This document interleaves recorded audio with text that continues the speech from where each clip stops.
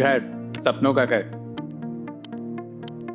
तो अब आप सोच चुके हैं कि आप घर लेना चाहते हैं, बस ये फाइनल डिसीजन पेंडिंग है कि रेडी टू मूव चाहिए या एक अंडर कंस्ट्रक्शन प्रोजेक्ट में अभी इन्वेस्ट करना है। देखो, इंट्यूटिवली सोचने में तो लगता है कि रेडी टू मूव बेटर है, क्योंकि चीज़ सामने बनी हुई है, रजिस्ट्री कराई और वो आपका हो गया।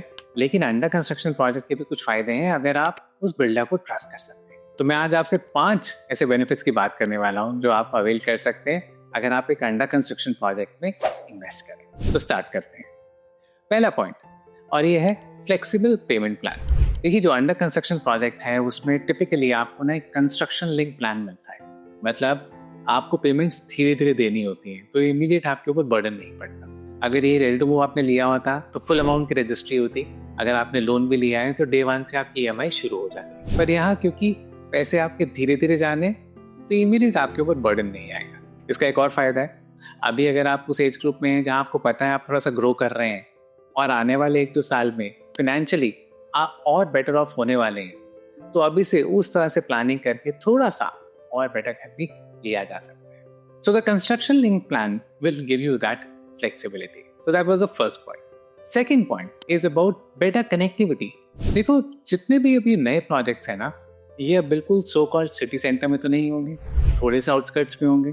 लेकिन आपको याद रखना है कि हमारे अब जो भी अपकमिंग मेट्रोज या अपकमिंग टियर 2 टाउन्स हैं, लेट्स से मैं नॉर्थ इंडिया की बात करूं तो गुड़गांव, नोएडा जैसे अपकमिंग मेट्रोज हो गए, मोहाली, जयपुर जैसे अपकमिंग टियर 2 टाउन्स हो गए, ये सब सिटीज ना एक्सपैंड कर रहे हैं। तो आज से 5-7 साल पहले जो सिटी का आउटस्कर्ट्स था वो काफ़ी हद तक शहर के अंदर है। तो आप अब जो नया प्रोजेक्ट लेंगे आपको देखने में तो लगेगा कि वो बिल्कुल आज ही रेट में आउटस्कर्ट्स पे है, लेकिन जिस तरह से सिटीज एक्सपैंड कर रहे हैं, कोई ना कोई और नए रोड नेटवर्क्स आ रहे होंगे, तो आपको अल्टीमेटली ना आप जहाँ भी लेंगे, जैसे गुड़गांव में द्वारका एक्सप्रेसवे देखने में लगता है कि बहुत आउटस्कर्ट्स में है, बट कनेक्टिविटी बहुत बेटर है।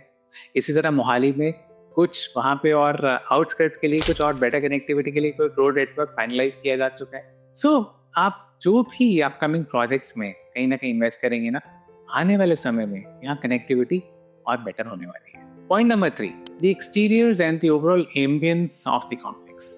देखो, जो नए प्रोजेक्ट में आप लोग हैं ना, ये भी ना, जैसे हम कुछ भी लेट्स से कपड़ा खरीदते हैं, ट्रेंड्स चेंज, फैशन चेंजेस। अब जो रेडी टू मूव प्रॉपर्टी थी, जो हो सकता है 2-4-5 साल पहले बन चुकी थी, वो उसको जब कंसीव किया गया था वर्सेस एक जो आज अंडर कंस्ट्रक्शन प्रोजेक्ट है जिसको हो सकता है 1-2 साल पहले ही कंसीव किया गया है, उन दोनों में उस ऑब्वियसली ट्रेंड्स का बहुत फर्क आ चुका है। तो किस तरह का मटेरियल यूज हो रहा है, सिंपल चीज जैसे आपकी ग्रिल्स किस तरह की हैं, एक्सटर्नल फसाड क्या किस तरह का है, क्लब हाउस किस तरह का है, अमेनिटीज, आपकी एंट्रेंस, बहुत चीज़ें, क्योंकि टेक्नोलॉजी चेंज होती जा रही है। तो जितना नया प्रोजेक्ट होगा आपको उतनी लेटेस्ट चीज़ें उस सोसाइटी में मिलने वाली है। सो जितना आप ये अपकमिंग कंस्ट्रक्शन लिंक प्रोजेक्ट्स में जो आप इन्वेस्ट करेंगे, तो आपको उतनी बेटर चीज़ डेफिनेटली मिलने वाली है। 4th point is regarding customization. देखो, अगर आपने वो रेडी टू मूव आपने वो फ्लैट लिया था, उसमें तो जो भी फिक्सचर्स हैं, जो भी लगा हुआ है वो लगा हुआ है। अब अगर आपको नहीं पसंद तो उसको तोड़ के आपको नया काम करवाना पड़ेगा। लेकिन अंडर कंस्ट्रक्शन प्रोजेक्ट्स में बहुत से अच्छे बिल्डर्स जो हैं वो आपको ऑप्शंस देते हैं। ऑप्शंस मतलब सिंपल, जैसे इवन दीवारों पर कुछ टेक्सचर कराना है या डिफरेंट कलर कराना है आपको, उसकी कुछ ऑप्शंस हो सकती हैं।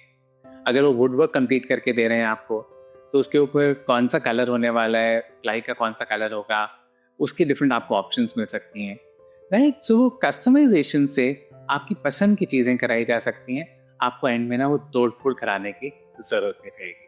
So that's point number 4. And point number 5, last and a very important point is regarding paperwork.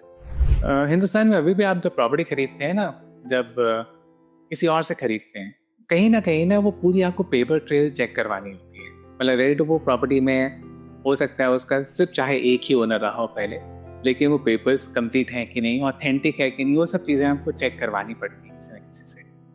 Versus अब आप अंडर कंस्ट्रक्शन प्रॉपर्टी ले रहे हैं तो 100% आप एक वो जो बिल्डर है उस बिल्डर से डायरेक्ट आप परचेज कर रहे हैं।